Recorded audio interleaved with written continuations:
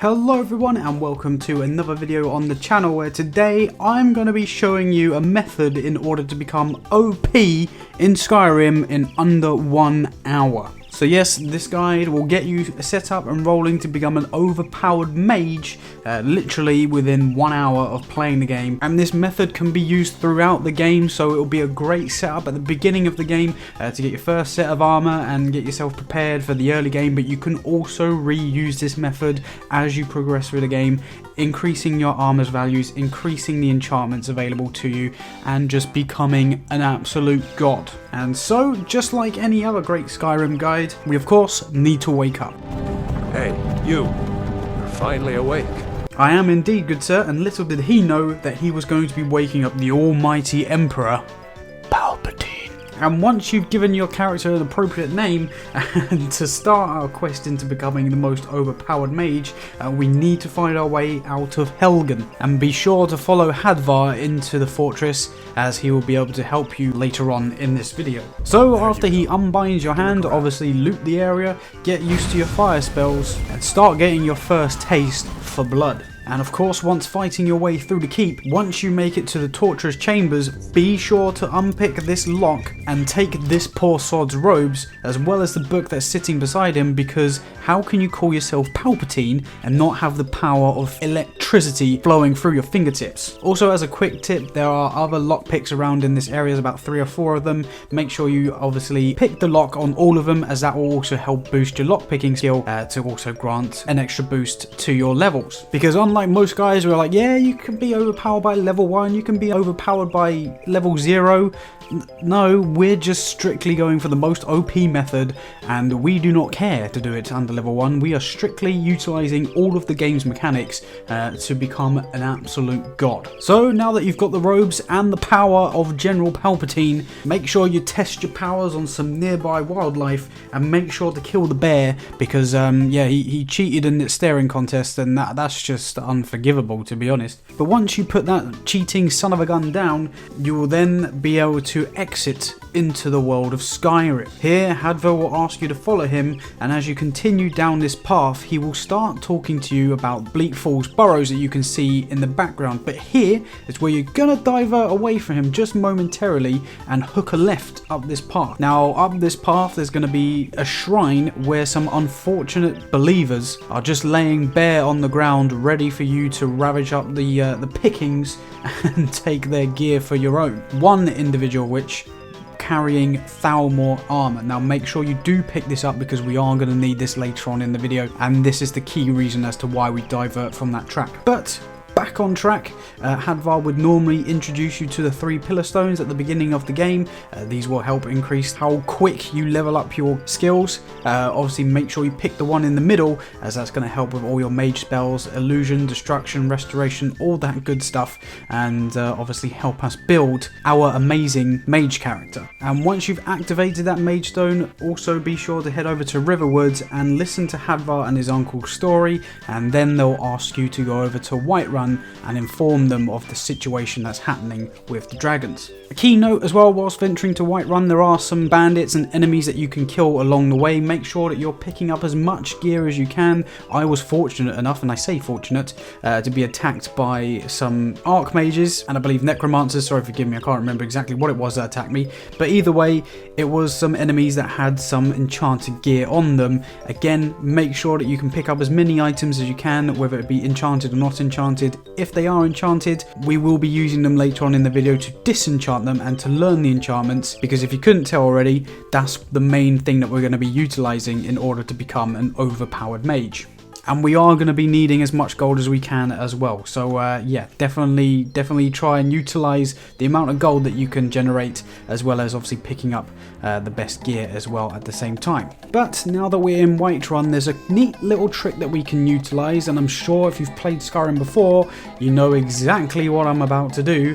But you can jump on top of this roof, to then get outside of the borders of Whiterun, to then run all the way around the edge of the wall to fall underneath the Skyforge in order to open this chest. Now this chest is going to have a lot of gold in it, a lot of materials in it, and a lot of garms in it. It's almost like heaven in terms of gold generation, because we can sell all of those items and use the ingots to upgrade our smithing and again make items that we can go on and sell. So that's exactly what we're going to be doing. We're going to be utilizing this chest to borderline abuse the system to increase our smithing as much as we can. Again, you're going to be seeing that on the screen. So that's what we're doing in order to utilize the skill progression and to level up our character, because although we're leveling up our smithing ability, we don't have to put the skill points that we earn from the level ups into smithing exactly.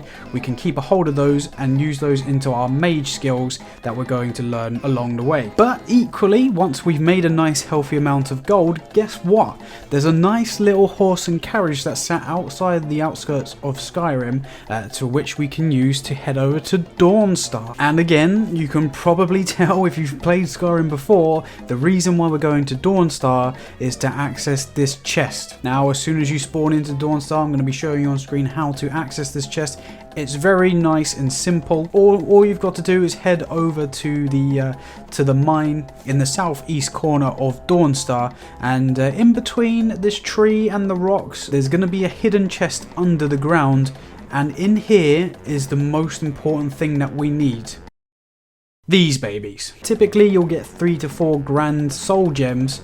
These are going to be the best ones that you can utilize at this moment in time in the game. Obviously there are better ones in the game, however at this moment in time this is going to be the best way to gain access to multiple grand soul gems that we're going to be using for making a nice set of enchanted armor. And again, obviously you're going to be overcumbered by picking up all the items, so there's a nearby blacksmith and nearby stores that you can sell all the useless things that you don't need, so all the armored gear, but anything enchanted as well in that chest, try and keep a hold off if you can, because again we'll be using that to disenchant it and increase our enchanting level as well. So at this point, by utilizing both of those chests, you should have a healthy amount of gold and also some nice key items in your inventory that we are now going to use, as I say, to disenchant on the enchantment table that's available to us at Whiterun.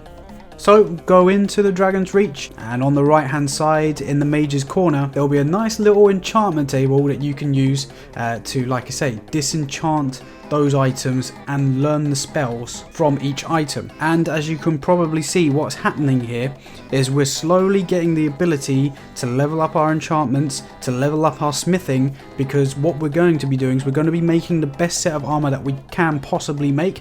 I personally made some steel armor. I wanted to make a heavy armored based mage character that will be able to fight in battles, because I seem to struggle, especially using robes early game, negating a lot of damage. Robes do not have any armor rating, and it's hard to stay alive, especially if you don't have the right magicka regeneration. You can't heal and also deal damage at the same time.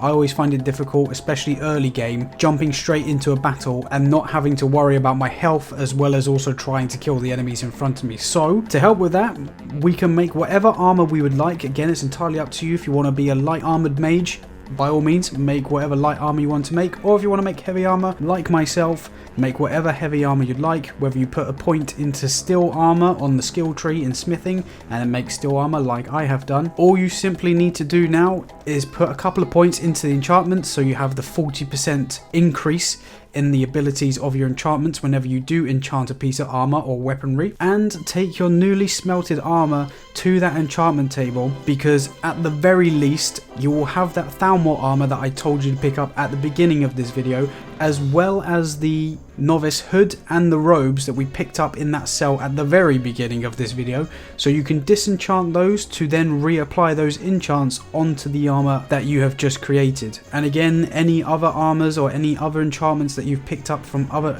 items in the game, you can then also apply to the other pieces of armor, and also any jewelry, so necklaces or rings, to further increase the boost that those enchantments will grant you. So you can probably see now how this method's working. Obviously as you progress through the game, all you're really doing is heavily involving yourself in the enchantment tree, whilst also increasing the smithing abilities as well. And as you increase both of those, the better the enchants you can place on your items, and also the better armor that you can create in the blacksmith areas. And as I say, this method works throughout the whole game. The later on you get in the game, whether you make dragon armor, daedra armor, orcish armor, glass armor, your armor rating will continuously increase, and also your ability to then reapply those enchantments with a higher enchantment rating each time you level up your enchantment skills. So that is pretty much the method in a nutshell. The reason why we utilize those chests as well is just to simply generate enough gold and get those enchanted items to disenchant and have the ability to put those enchantments on the armor and the weapons and whatever it is that you want, and also to have that gold there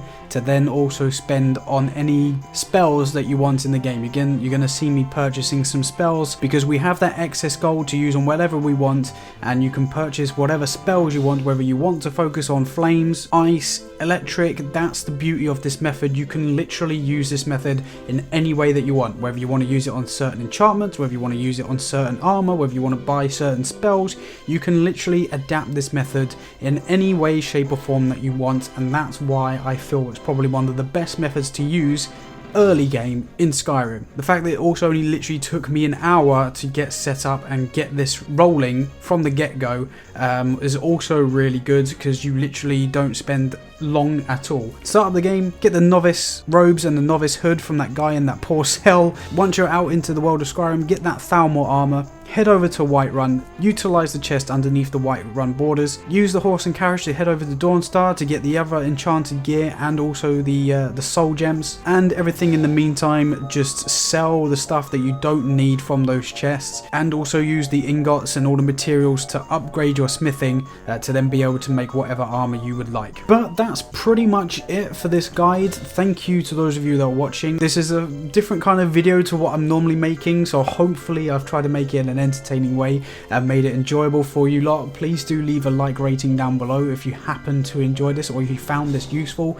Again, leave comments down below if there's any ways that you think you can utilize this method and make it even better than what I've obviously showcased to you guys, because it'll be nice to know if there's any other methods that you guys know about and help out anybody else in the comments that's looking for an epic mage build. Because I don't know about you guys, but I rarely ever use mage spells in Skyrim, so it was actually quite nice and quite refreshing to come back to this game and and do this, because I've never done it before. So it was definitely interesting to see and to come up with this method. But that's pretty much it in a nutshell. Thank you again everybody for watching.